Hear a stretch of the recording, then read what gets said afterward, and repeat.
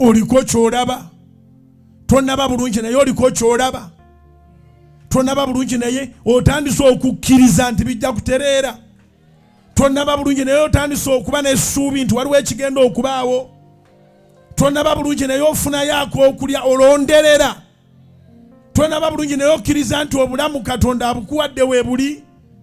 Oliko ky'olaba naye eraba kyakujerega balabanga atalina kye waalabye.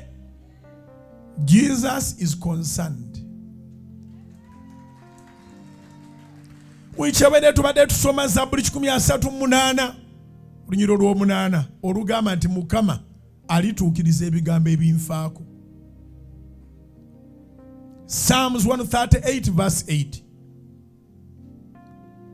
David was saying that God will perfect that which concerns me. Katonda ayagala atuukirize.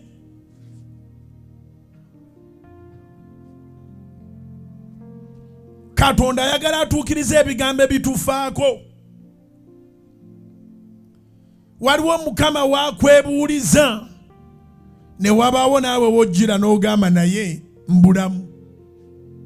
Kati ffe tuzze eyatukwata ku mukono eyatufulumya n'atuteeka ebweru n'atujja mu byali bitusiba eyatukwata ku mukono n'atandika omulimu nga tulabira ddala nti kyali kisa okufuluma okuva gye twava. Tumusaba atwongere ekisa.